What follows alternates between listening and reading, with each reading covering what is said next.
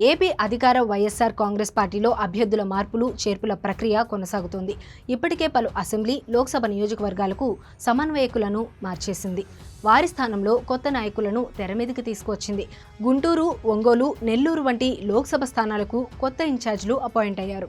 ఇటీవలే మచిలీపట్నం లోక్సభ, అవనిగడ్డ అసెంబ్లీ నియోజకవర్గాల్లో కూడా మార్పులు చోటు చేసుకున్నాయి. ఈ రెండు నియోజకవర్గాల ఇన్ఛార్జీలను మార్చివేసింది వైఎస్ఆర్సీపీ అగ్రనాయకత్వం. గెలుపోటములకు సంబంధించిన నివేదికలు, స్థానిక నాయకుల అభిప్రాయాలు, అభ్యర్థుల మనోగతాలను గౌరవిస్తూ ఈ నిర్ణయం తీసుకుంది.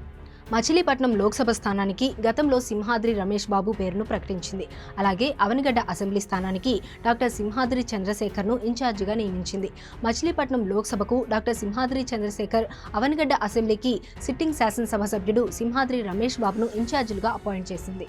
ఇక ఇప్పుడు తాజాగా ఒంగోలు లోక్సభ నియోజకవర్గం పరిధిలో కొత్తగా చేర్పులు జరిగాయి. చంద్రగిరి శాసనసభ్యుడు చెవిరెడ్డి భాస్కర్ రెడ్డి ప్రస్తుతం ఒంగోలు లోక్సభతో పాటు ఉమ్మడి నెల్లూరు రీజనల్ కోఆర్డినేటర్గా వ్యవహరిస్తున్నారు. ఆయనకు తోడుగా డిప్యూటీ రీజనల్ కోఆర్డినేటర్గా సంతనూతలపాడు ఎమ్మెల్యే టీజేఆర్ సుధాకర్ బాబు నియమితులయ్యారు. ఈ మేరకు వైఎస్ఆర్సీపీ కేంద్ర కార్యాలయం ఓ ప్రకటన విడుదల చేసింది. ఒంగోలు లోక్సభ చెవిరెడ్డి భాస్కర్ రెడ్డికే ఖరారైన నేపథ్యంలో ఆయన ఎన్నికల ప్రచార కార్యక్రమాలపైన దృష్టి సారించాల్సి ఉన్నందున సుధాకర్ బాబును డిప్యూటీ రీజనల్ కోఆర్డినేటర్గా అపాయింట్ చేయాల్సి వచ్చినట్లు తెలుస్తోంది.